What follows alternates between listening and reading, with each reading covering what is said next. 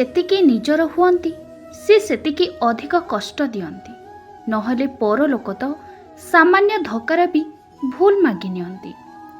ସବୁ ପ୍ରେମର ଅନ୍ତ ମଥାର ସିନ୍ଦୁରରେ ହୋଇନଥାଏ। କିଛି ଡାଏରୀର ପୃଷ୍ଠାରେ ତ ଆଉ କିଛି ଆଖିର ଲୁହ ବୋହିଯାଇଥାଏ।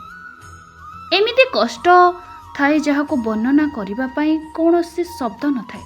ନୀରବତା ହିଁ ଯଥେଷ୍ଟ ହୋଇଥାଏ। ଆଜିକାଲି ଝିଅ ଯଦି ସୁନ୍ଦର ଆଉ ପୁଅ ପାଖରେ ପଇସା ଅଛି ତ ସଚ୍ଚା ପ୍ରେମ ଆପେ ଆପେ ହୋଇଯାଏ। ଜୀବନରେ ଯଦି ହସିବାଟା ସିମ୍ପଲ, ଭଲ ପାଇବାଟା ବି ସିମ୍ପଲ, ଜିତିବାଟା ବି ସିମ୍ପଲ, ତାହେଲେ କଷ୍ଟ କ'ଣ? କଷ୍ଟ ହେଉଛି ସିମ୍ପଲ ହେଇ ସାରା ଜୀବନ ବଞ୍ଚିବା। ଝିଅମାନଙ୍କ ପାଇଁ କୌଣସି ବି ଦାମୀ ଉପହାର ତାଙ୍କ ଇଜ୍ଜତ ଠାରୁ ବଡ଼ ହୋଇନଥାଏ। ମିଛ ପ୍ରେମ କରୁଥିବା ଝିଅ ଏହି ଦୁଇଟି ଜିନିଷ ନିଶ୍ଚୟ ଲୁଚେଇବ। ପ୍ରଥମ ତାର ପୁରୁଣା ପ୍ରେମ ବିଷୟରେ ଆଉ ଦ୍ୱିତୀୟ ତାର ପୁରୁଣା ବନ୍ଧୁ ବିଷୟରେ ଯେ ଏବେ ତା ସହ ଶତ୍ରୁ ହୋଇଯାଇଛି। ଜଣେ ଗରିବ ହିଁ ବୁଝିପାରିବ କି ଆଉ ଜଣେ ଭୋକର ଶୋଇବାର କଷ୍ଟ କେତେ। ଜଣେ ସଚ୍ଚା ପ୍ରେମ ହିଁ ବୁଝିପାରିବ କି ଆଉ ଜଣେ ପ୍ରେମୀର ବିଚ୍ଛେଦର କେତେ କଷ୍ଟ। ସେହି ମଣିଷ ଉଚିତ ମଣିଷ ହୋଇଥାଏ ଯିଏ ଖରାପ ସମୟରେ ଭାଙ୍ଗି ପଡ଼େନି ଆଉ ଭଲ ସମୟରେ ଗର୍ବ କରେନି। ତତେ ମୋ ଭାଗ୍ୟ ଭାବିକି ଏତେ ବର୍ଷ ହେଲା ମିଛ ସ୍ୱପ୍ନ ଦେଖିଲି। ମୁଁ କି ଜାଣିଥିଲି ତୋ ଭାଗ୍ୟରେ ଆଉ କିଏ ଅଛି ଆଉ ମୋ ଭାଗ୍ୟ କେବଳ ଦୁଃଖରେ କାଟିବି ବୋଲି। ଗୋଟିଏ ଝିଅ ସବୁବେଳେ ସେହି ପୁଅକୁ ମିସ୍ କରିଥାଏ ଯେ ସବୁବେଳେ ତା ହସର କାରଣ ହୋଇଥାଏ। ଯାହା ସହଜରେ ବୁଝି ହୁଏ ତାକୁ କାହାଣୀ କୁହାଯାଏ ଆଉ ଯାହା ସହଜରେ ବୁଝି ହୁଏନି ତାକୁ ଜୀବନ କୁହାଯାଏ। ଯାହାର ଇଚ୍ଛା ସାଥିରେ ଚାଲିବାର ଥାଏ ସେ ବାହାନା ନୁହେଁ ରାସ୍ତା ଖୋଜିଥାଏ। ସମ୍ପର୍କ ବନ୍ଧୁତାର ହେଉ ଅବା ପ୍ରେମର, ତୃତୀୟ ଜଣ ଆସିଲେ ଫରକ ହିଁ ପଡ଼ିଯାଏ। ନିଦ ବି କେତେ ଅଜବ ଜିନିଷ ନା। ଯଦି ଆସିଲା ସବୁକିଛି ଭୁଲେଇ ଦିଏ ଆଉ ଯଦି ନ ଆସିଲା ସବୁକିଛି ହିଁ ମନେ ପକେଇ ଦିଏ। କିଛି ସମ୍ପର୍କ ଯେଉଁ ଅବସ୍ଥାରେ ଥାଏ ସେ ଅବସ୍ଥାରେ ଛାଡ଼ିଦେବା ଭଲ। ତାକୁ ସମ୍ଭାଳିବାରେ ମଣିଷ ନିଜେ ବର୍ବାଦ ହୋଇଯାଏ। କେବଳ ଗୋଲାପ ଦେଲେ ଯଦି ପ୍ରେମ ହୋଇଯାଆନ୍ତା ଜଣେ ମାଳି ସାରା ସହରର ପ୍ରେମିକ ବନିଯାଆନ୍ତା। ସବୁ ସମ୍ପର୍କର କୌଣସି ନାମ ନଥାଏ। ଯେବେ ଅଚିହ୍ନା ଅଜଣା ନିଜର ଲାଗେ ତାହାର ନାମ ପ୍ରେମ ହୋଇଥାଏ। ବର୍ଷା ବହୁତ ସୁନ୍ଦର ହୋଇଥାଏ କିନ୍ତୁ କେବଳ ତାରି ପାଇଁ ଯାହାର ଘର ପକ୍କା ଥାଏ। ଯଦି ପ୍ରତି କଥାକୁ ବୁଝାଇବାକୁ ପଡ଼େ, ଯେକୌଣସି ବାଟରେ ସଫେଇ ଦେବାକୁ ପଡ଼େ ତ ବୁଝିନୁ ଏବେ ସମ୍ପର୍କ ଭାଙ୍ଗିବାକୁ ଯାଉଛି।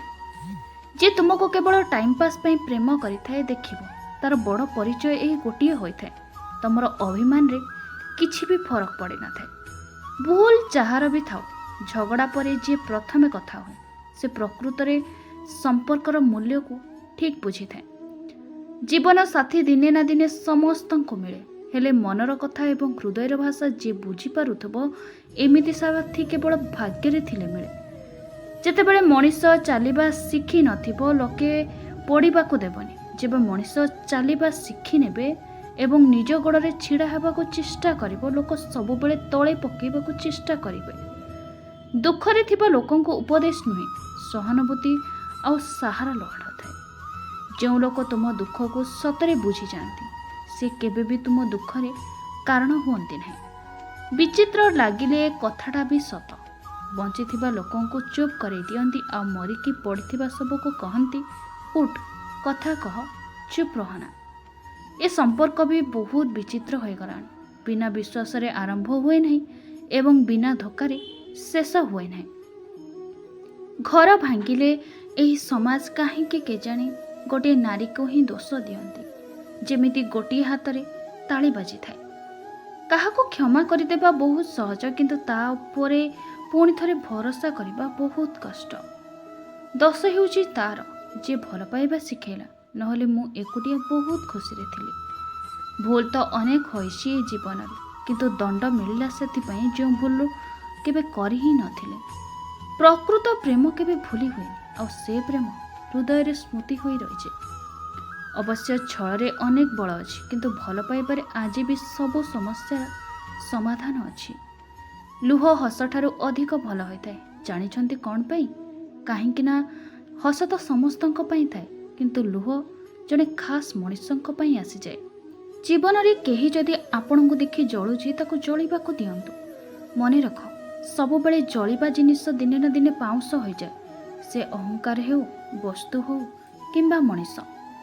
ବିଶ୍ୱାସ ଜିତିବାକୁ ବହୁତ ସମୟ ଲାଗିଥାଏ, କିନ୍ତୁ ତାକୁ ଭାଙ୍ଗିବା ପାଇଁ କେବଳ କିଛି କଥା ଦରକାର ଥାଏ। ପ୍ରେମରେ ପ୍ରଥମ ସୋପାନ ଏହା ହୋଇଥାଏ କି ପ୍ରେମର ବିଶ୍ୱାସ ଦରକାର, କାରଣ ପ୍ରେମରେ କୌଣସି ସନ୍ଦେହ ପାଇଁ ସ୍ଥାନ ନଥାଏ। ଜୀବନରେ ଦୁଇଟି ମଣିଷକୁ ଭୁଲିବା କଥା ନୁହେଁ।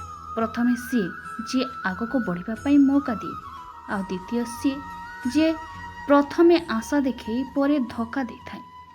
ସ୍ୱାଧୀନତାର ଆକାଶରେ ଏତେ ଉପରକୁ ବି ଉଡ଼ିଯାଅ କି ସଂସ୍କାରର ମାଟିକୁ ବି ଛୁଇଁ ପାରିବ ନାହିଁ। ନିଜ ଶବ୍ଦର ବାଣ କେବେ ସେହିମାନଙ୍କ ଉପରେ ଚଲାଅ ନାହିଁ ଯେ ତୁମକୁ କଥା କହିବା ଶିଖାଇଛନ୍ତି। ବେଳେବେଳେ ସେହି ଦୀପ ହାତକୁ ଜଳାଇ ଦିଏ ଯାହାକୁ ଆମେ ପବନଠାରୁ ବଞ୍ଚେଇଥାଉ। କଥା ଫିଲିଂସ ଆଉ ଭଲ ପାଇବାରେ ଥାଏ। ମେସେଜ ତ କଷ୍ଟମର କେୟାର ବାଲା ବି କରିଥାନ୍ତି। ଧୋକା ପରେ ସମ୍ପର୍କ ପୁଣି ଥରେ ଯୋଡ଼ି ହୋଇପାରେ, କିନ୍ତୁ ବିଶ୍ୱାସ 100% ଯୋଡ଼ି ହୋଇପାରେ ନା। କଷ୍ଟ ଲୁହକୁ ନୁହେଁ, ଆଖିକୁ ହୋଇଥାଏ। ଲୁହ ତ ଅବୁଝା ଖୁସିରେ ବି ବାହାରି ଯାଇଥାଏ। ଆଜିକାଲି ବ୍ୟବହାର ଆଉ ସମ୍ପର୍କ ନୋଟ୍ ପରି ହୋଇଯାଇଛି। ଡର ଲାଗି ରହୁଛି କାଳେ ନକଲି ନୁହେଁ ତ। ଜୀବନଟା ସେତେବେଳେ ବହୁତ ସୁନ୍ଦର ହୋଇଥାଏ ଯେତେବେଳେ ସାଥିଟି ସ୍ୱାର୍ଥପର ହୋଇନଥାଏ। ଦୁଃଖରେ ରହିଥିବା ଲୋକ ହୁଏତ କାଲି ଖୁସିରେ ରହିପାରିବ, କିନ୍ତୁ ଦୁଃଖ ଦେଉଥିବା ଲୋକ କେବେ ବି ଖୁସିରେ ରହିପାରିବ ନାହିଁ। ଜୀବନ ମିଳିଛି ମାନେ ହିସାବ ନଥିବା ସମର୍ପଣ ଦେବାକୁ ପଡ଼େ। କିଛି ସ୍ୱପ୍ନକୁ ସମ୍ପୂର୍ଣ୍ଣ ଭାଙ୍ଗି ଦେବାକୁ ପଡ଼େ। ଯଦି ଅନ୍ୟମାନଙ୍କ ପାଇଁ ବଞ୍ଚୁଛ ତେବେ ଠିକ୍ ଅଛି। ଯେବେ ନିଜ ପାଇଁ ବଞ୍ଚିବା ଆରମ୍ଭ କରିବ, ତେବେ ବଞ୍ଚୁଥିବା ସମୟର ଗୋଟେ ଗୋଟେ ହିସାବ ଦେବାକୁ ପଡ଼େ। ଏ ଦୁନିଆରେ ସମସ୍ତେ ନିଜ କଥା ଚିନ୍ତା କରନ୍ତି, ହେଲେ ଭାବନ୍ତି ନାହିଁ ମୋ ପାଇଁ ଆଉ ଜଣେ କେତେ କଷ୍ଟ ପାଉଛି। ପ୍ରକୃତ ଭଲ ପାଇବାରେ 100 ରାଗ, ଅଭିମାନ, ଝଗଡ଼ା ଥାଉ ନା କାହିଁକି, କେହି କେବେ ବି କାହା ହାତ ଛାଡ଼ନ୍ତି ନାହିଁ। ଦୁଃଖ ସହି ସହି ମଣିଷ କେବଳ ହସିବା ନୁହେଁ, କାନ୍ଦିବା ବି ଛାଡ଼ି ଦେଇଥାଏ। ମଣିଷ କେତେ ବି ଗୋରା ହୋଇଥାଉ ନା କାହିଁକି, ତାର ଛାଇ ସବୁବେଳେ କଳା ହିଁ ହୋଇଥାଏ। ବିନା କାନ୍ଦରେ ପିଆଜ ବି କଟିନଥାଏ। ଇଏ ତ ପୁଣି ଜୀବନ, ଏମିତି କେମିତି କଟିଯିବ? ସହିବା ଦରକାର, ସୁଯୋଗ ଆସିଲେ କହିବା ବି ଦରକାର। ଜୀବନରେ ଶାନ୍ତି ସହିତ ଶାନ୍ତିରେ ରହିବା ବି ଦରକାର। ଜାଣିଛ କେଉଁ ଲୋକ ଆମକୁ ଧୋକା ଦିଅନ୍ତି? ଯାହାକୁ ଆମେ ଆମ ଜୀବନଠାରୁ ଅଧିକ ପ୍ରେମ କରିଥାଉ। ଯଦି ଆପଣଙ୍କୁ ଏହି ଭିଡ଼ିଓଟି ଭଲ ଲାଗିଥାଏ ତାହେଲେ ନିଶ୍ଚିତ ଲାଇକ୍, କମେଣ୍ଟ, ସେୟାର, ସବସ୍କ୍ରାଇବ୍ କରିବାକୁ ଜମା ବି ଭୁଲିବେନି। ଜୟ ଶ୍ରୀ କୃଷ୍ଣ। ତୁ ତ ଆସିକି ଖଡ଼